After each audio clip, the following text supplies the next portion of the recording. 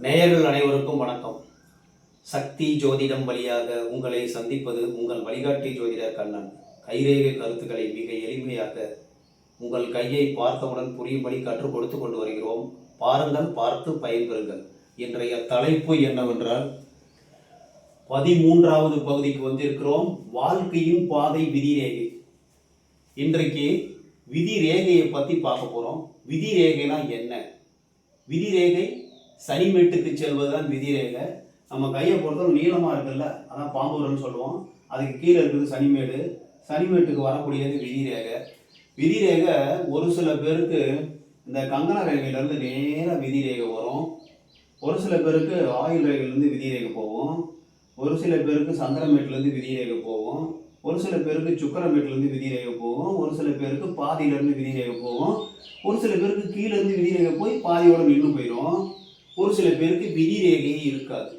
இதனுடைய முழு விளக்கத்தை தான் நம்ம பார்க்க போகிறோம். விதிரேகை என்பது உங்களுடைய கர்மாவின் படி, பூர்வீக புண்ணியத்தின்படி உங்களுடைய வாழ்க்கை பாதையை காட்டுகிறது விதிரேகை.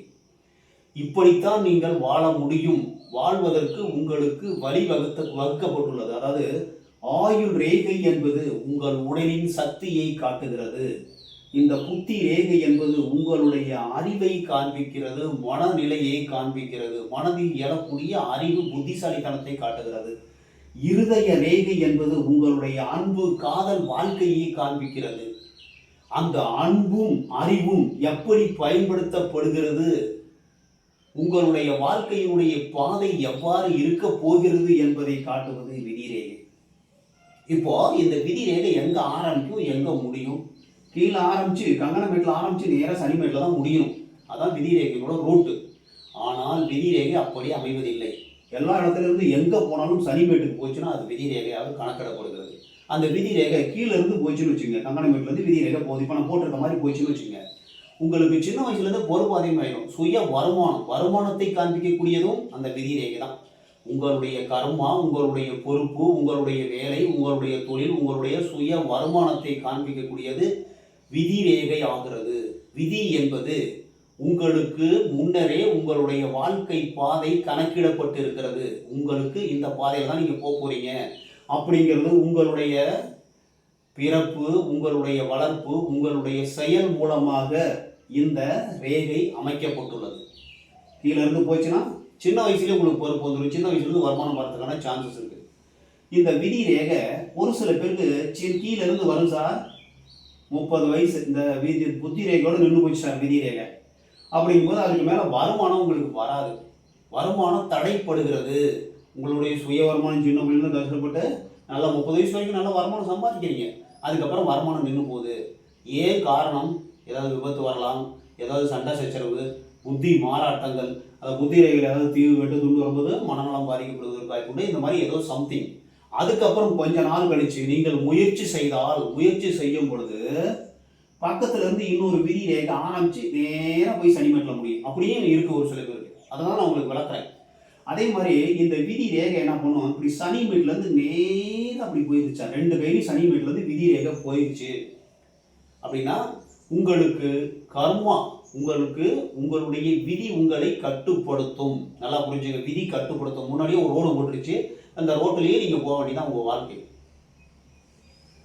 உள்ளூர்ல இருக்க முடியாது, வெளியூர் அல்லது வெளிநாடு, வெளிதேசம் சென்று பொருளீட்டுவதற்கு வாய்ப்பு உருவாகும். அப்படி இல்லைன்னா மக்கள் சப்போர்ட் மூலமா அரசியல்ல போலாமான்னு கேட்குறாங்கல்ல. சின்ன வயசுலேருந்தே அரசியல் குடும்பத்தில் பிறந்து அரசியலுக்கு போகக்கூடிய ஒரு சூழ்நிலை உருவாகலாம். அந்த மாதிரி இருக்கிறவங்களுக்கு சந்திரமேட்லேருந்து விதிரேகை போகும். சரிங்களா? இந்த விதிரேகை சந்திரமேட்லேருந்து போகிறது 2-3 பலனை கொடுக்கும்.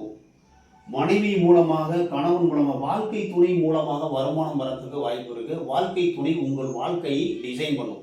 உங்களுடைய வாழ்க்கைக்கு அத்தாரிட்டி உங்களுடைய வாழ்க்கை துணையாக இருப்பதற்கும் வாய்ப்பு உண்டு. அப்படியும் நடக்கலாம், இப்படியும் நடக்கலாம். ஒரு சில பேர் வெளிநாடு போய் நல்ல ஒரு லம்சமாக சம்பாதிச்சு செட்டில் ஆகிடுவாங்க சார். அப்படி இல்லை, 2 கையிலும் இருந்ததுன்னா உங்களுடைய வாழ்க்கை துணை உங்களை உயர்த்தும். அவங்க பெரிய பணக்காரங்களாக இருப்பாங்க, அவங்க வேலைக்கு போகிறவங்களா இருப்பாங்க, அவங்க பணம் சம்பாதிக்கிறவங்களா இருப்பாங்க. அவங்க மூலமாக வருமானம் வந்து வாழ்க்கையில் நல்ல நிலைக்கு வரதுக்கான சான்சஸ் இருக்குது. ஏதாவது ஒன்று நடக்கும். அதே மாதிரி உங்களுக்கு ஆன்மீக ஈடுபாடு அதிகமாக இருக்கும். சந்திரன் என்பது மனம், சனி என்பது ஆன்மீக எண்ணத்தை கொண்டவர். பொறுப்பு, கர்மா, அதாவது ஒழுக்கம் அதெல்லாம் கொண்டவர். அப்போ இந்த சந்திரன் வந்து விதி ரேகை போச்சுன்னா ஆன்மீக ஈடுபாடு அதிகமாக இருக்கும், விதி மேல நம்பிக்கை இருக்கும். விதி எல்லாம் விதிப்படி எல்லாமே நடக்கும் அப்படின்னு நம்புவாங்க. அவங்க நம்பிக்கையின்படி எல்லாமே நல்லபடியாக நடக்கிறது அதுவாக நடந்துடும். ஒரு சில பேருக்கு இந்த விதி ரேகை சந்திரமேட்லேருந்து சந்திரமேட்லேருந்து சனிமேட்டுக்கு போயிடுச்சு வச்சுங்க, எல்லாமே அதுவாக நடக்கும். வாழ்க்கை, படிப்பு, திருமணம், வாழ்க்கையின் உயர்வு தாழ்வு எல்லாமே அதுவும் அப்படி செஞ்சு வச்ச மாதிரி முன்னாடியே போட்ட மாதிரியே நடக்கிறதுக்கு வாய்ப்பு இருக்கு. பார்த்துக்குங்க, சரிங்களா? இதில் ஒரு சில பேருக்கு, எல்லாருக்கும் அந்த மாதிரி நடக்கிறதில்ல. ஒரு சில பேருக்கு ஒரு இடத்துக்கு வேலைக்கு போவாங்க, அந்த வேலை இவங்களுக்கு பிடிக்காது வந்துடுவாங்க, இல்லைன்னா அவங்களே வேணாம்னு சொல்லிடுவாங்க. இந்த மாதிரி பல மாற்றங்கள் ஏற்படுவதற்கு வாய்ப்பு உண்டு. அதே மாதிரி இந்த விதி ரேகை சந்திரமேட்லேருந்து போகிறது ஆன்மீக ஈடுபாடு அதிகமாக இருக்கும். வாழ்க்கையில் பொது வாழ்க்கையில் ஈடுபடுவார்கள், நல்ல மனம் உடையவர்களாக இருப்பதற்கும் வாய்ப்பு உண்டு. இந்த ஆயுள் ரேகையிலிருந்து விதி ரேகை ஆரம்பிச்சு போகுது. சுய முயற்சியினால் வாழ்க்கையில் முன்னுக்கு வரதுக்கான சான்சஸ் இருக்குது. சுய முயற்சி வெற்றி, இந்த கவர்மெண்ட் ஜாப்பு, இந்த மாதிரி பர்மனண்டான உங்களுடைய முயற்சினால் நீங்கள் வேலை வாங்கிடுவீங்க. சுக்கரமேட்லேருந்து விதி ரேகை போகுது சார். சுக்கரமேட்லேருந்து விதி ரேகை போனால் வாழ்க்கை முழுவதும் காதல் அதிகமாக இருக்கும். அதனால் நன்மையும் உண்டு, தீமையும் உண்டு. சுக்கரமேட்லேருந்து விதி ரேகை போச்சு சனிமேட்டுக்கு போச்சுன்னா, சுக்கரன் என்பது ஆசை, காதல், காமம். இங்கிருந்து ஒரு ரேகை சனிமேட்டுக்கு போச்சுன்னா, உங்களுடைய குடும்ப உறுப்பினர்கள் மூலமாக, மனைவி மூலமாக, மனைவி வந்த பிறகு வருமானம் வரத்துக்கான சான்சஸ் இருக்கு. மனைவி மூலமா கணவன் மூலமா, வாழ்க்கை துணை மூலமா வருமானம் வரதுக்கு சான்சஸ் இருக்கு. ஒன்று, காதல் அதிகமாக இருக்கும். காதல் அளவுக்கு அதிகமாகி கண்மூடித்தனமாகி அதனால பிரச்சனை வரதுக்கு சான்சஸ் இருக்கு. அந்த மாதிரி இருந்தால் நீங்கள் மாற்றிக்கொள்வது நல்லது. ஆயுள் ரேகையிலேருந்து போச்சுன்னா சுய முயற்சி. சார் வேலை செய்ய முடியுமா, தொழில் செய்ய முடியுமான்னு ஓரளவு கண்டுபிடிக்க முடியுமா அப்படின்னா, ஒரே ஒரு விதி ரேகை இருக்கு சார். விதி ரேகை எந்த வெட்டு துண்டும் இல்லை, எந்த ஒரு கிளையும் இல்லைன்னா உங்களுக்கு ஒரே ஒரு வருமானம், ஒரு வேலையை குறிக்கக்கூடியது. இந்த விதி ரேகையில நிறைய மேல் நோக்கின கிளைகள், ஒரு 2-3 கிளை இருக்குன்னா 2-3 வருமானம், அப்போ தொழில் செய்யறதுக்கான சான்சஸ் உருவாக்குறது. அதே மாதிரி இந்த விதி ரேகை இந்த ஆயுள் ரேகையோட சேர்ந்து கீழே இருந்து ஆரம்பிச்சு ஆயுள் ரேகையோட சேர்ந்து போகும். குருமேட்டில் ஏதோ சதுரமோ முக்கோணமோ ஏதோ ஒரு திரிசூலக்குறியோ ஏதோ ஒன்று இருக்கும். குருமேடு சிறந்து விளங்கி குருமேட்டில் ஒரு அதிர்ஷ்டக்குறி இருந்தால் அவர்கள் தொழில் செய்வதற்கான வாய்ப்பு உருவாகிறது.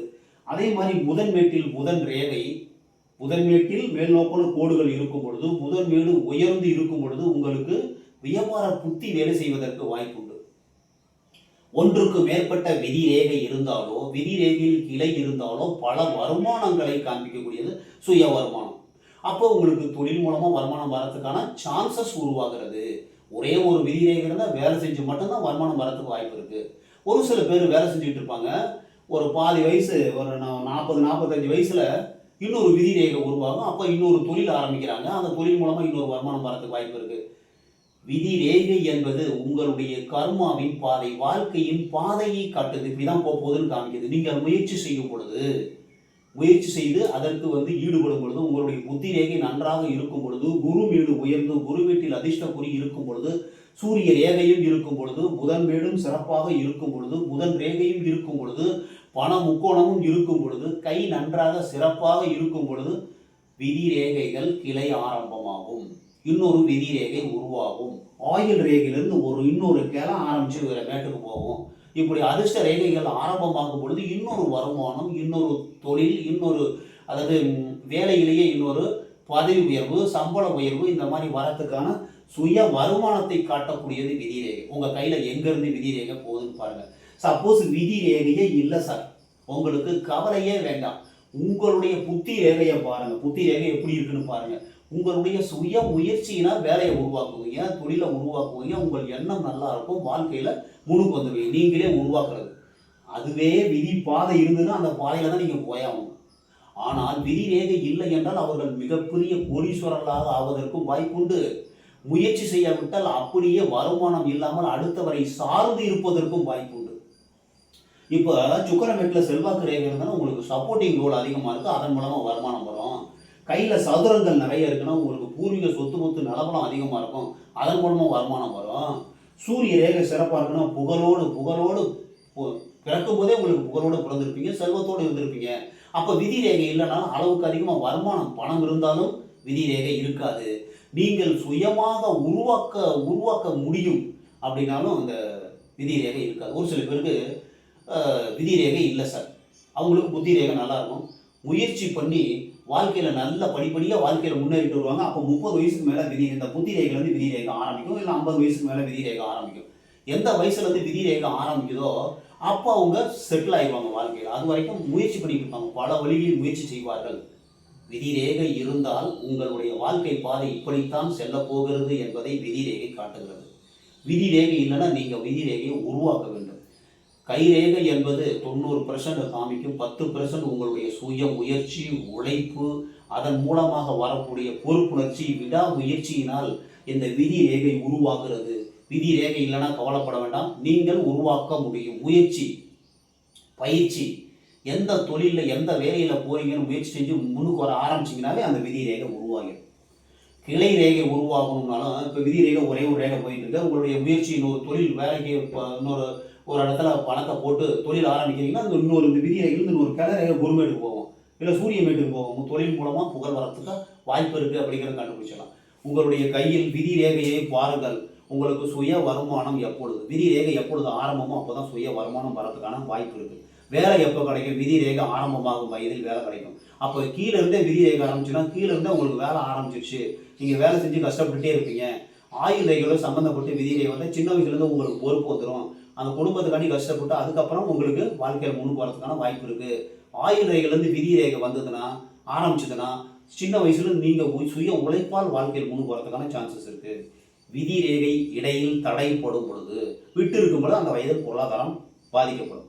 தீவு, வெட்டு, துண்டு இருக்கும் பொழுது அந்த வயதில் உங்களுடைய பொருளாதாரம் பாதிக்கப்படுவதற்கான வாய்ப்பு உருவாகிறது.